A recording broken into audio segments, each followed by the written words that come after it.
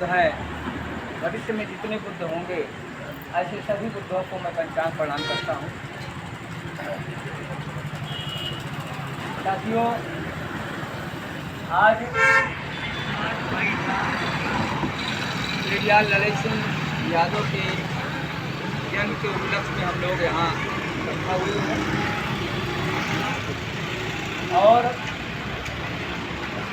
इसके साथ साथ उपोषण दिवस भी है। अभी हम लोगों को उपोषण दिवस की महिमा का बखान करते हुए कल्याण मित्र के अशोक बताते समय शायद वो भ्रमित हो गए कि उपोषण दिवस और विपස්සना ये दोनों अलग अलग होता है। उपोषण की महिमा और विपස්සना ये दोनों अलग अलग होता है। उपोषण का जो महत्व है उसका विपස්සना से कोई हो नहीं, विपස්සना एक अलग प्रक्रिया। तो इस नाते जो है उपोषण जो हर हफ्ते हम लोग मनाते हैं, ये पूरी दुनिया के चाहे जिस धर्म का व्यक्ति हो, चाहे जिस जाति का व्यक्ति हो, चाहे जिस देश का व्यक्ति हो, तथागत बुद्ध ने सभी प्राणियों से विशेष रूप से मानव जो विवेक बुद्धि वाला होता है उसको दुख मुक्त करने का जो उन्होंने 4 श्रेष्ठ सत्यों की खोज किया था, की खोज किया था, उसमें पहला ये था कि दुनिया में दुख है तो प्रत्येक मानव को कैसे दुख मुक्त किया जाए, और दुख मुक्त होने के लिए उसको अपने शरीर को जो है दुख मुक्त करना होगा। और शरीर में जो सबसे बड़ा जो है जो इंजन होता है वो इंजन होता है हमारा ये मध्य प्रदेश। अगर इस मध्य प्रदेश को हम संतुलित नहीं कर पाए, इस मध्य प्रदेश को संतुलित करने के लिए जब मध्य प्रदेश संतुलित रहेगा तो हमारा ये उत्तराखंड भी संतुलित रहेगा। और अगर ये गड़बड़ रहेगा तो आपका मन कभी भी विपස්සना की ओर नहीं जाएगा। इसको संतुलित करने के लिए उन्होंने 4 उपोषण दिवस का निर्माण किया। और 4 उपोषण दिवस आप लोग जानते हो, 1 महीने में 2 अष्टमी, अमावस्या, पूर्णिमा। इसमें दोपहर से पूर्व भोजन करने की व्यवस्था, उसके बाद फिर अगले दिन सुबह भोजन की व्यवस्था। इससे आपके इस इंजन को टाइम मिल जाता है, गैप मिल जाता है। जैसे हर कर्मचारी काम करता हो तो एक संडे का दिन व्यवस्था गैप होता है, तो साप्ताहिक अवकाश होता है। उसी तरीके से हमारे इंजन को एक राहत मिल जाती है और इस राहत से बहुत कुछ लाभ मिल जाता है। तो इस नाते जो है उपोषण दिवस के माध्यम से जब हम इस इंजन को ठीक करते हैं तो इंजन के माध्यम से जो इसका कंट्रोलर होता है हमारा ये मन हमारा, और मन कैसा होता है, मन जो है एक मन चंचल होता है, एक मन स्थिर होता है। चंचल मन दुख पैदा करता है और स्थिर मन सुख पैदा करता है। चंचल मन असंयमित होता है। उस चंचल मन को संयमित करने के लिए हमें उपोषण की आवश्यकता होती है। अपने मन को कैसे एकाग्र किया जाए, हम स्वयं जो है अपनी इंद्रियों पर कैसे नियंत्रण करें, हम अपने शत्रुओं की पहचान कैसे करें।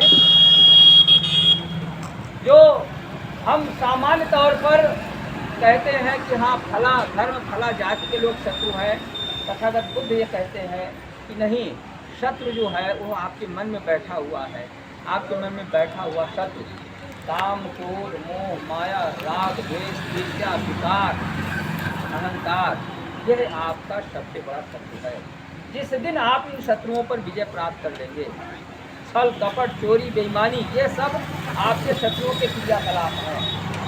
आप बहुत विपස්සना करें लेकिन इस पर अगर नियंत्रण नहीं करते हैं, विपස්සना करने के बाद भी हम छल, कपट, चोरी, बेईमानी में अगर लगे हैं तो विपස්සना बिल्कुल बेकार।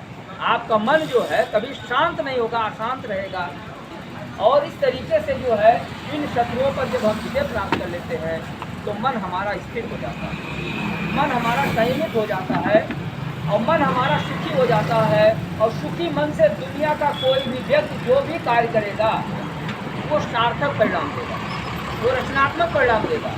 और जब कोई व्यक्ति दुखी मन से काम करता है तो फिर हमें सकारात्मक परिणाम नहीं मिलता है, नकारात्मक परिणाम मिलता है और वही दुख की उत्पत्ति होती है।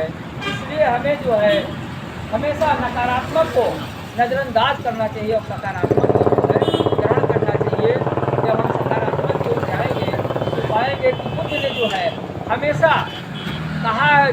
जितना मनी माइंड टाइम आप बुराई खोजने में लगाते हो, वो मनी माइंड टाइम आप अच्छाई को बढ़ाने में लगाओ। अपनी मना शक्तियों को, अपनी मना स्थितियों को आप नियंत्रित करने में लगाओ, आप खुशी हो जाओ। और इन सब को एकाग्र करने के लिए जो प्रक्रिया होती है वो विपස්සना की होती है। नहीं अपने इस पूरे शरीर के सभी अंगों को विशेष प्रकार से कैसे देखेंगे, वो देखने की प्रक्रिया जो है विपස්සना की प्रक्रिया होती है। लेकिन सबसे पहले जो है आपको ये उपोषण के नियमों को भली भांति जानना और पहचानना चाहिए।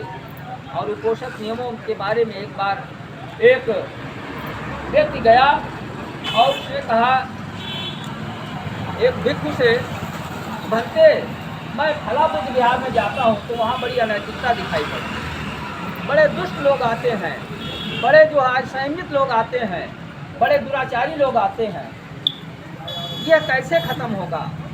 तो उस भिक्षु ने कहा अगले हफ्ते जब आप आना तो आके ही मुझे बताना, फिर मैं पूछूंगा आज आपको क्या दिखाई पड़ा। वो जब आया तो उससे भिक्षु ने कहा कि आप इस बुद्ध विहार पे एक चक्कर लगाओ और हाथ में मोमबत्ती, जलती हुई मोमबत्ती रखो।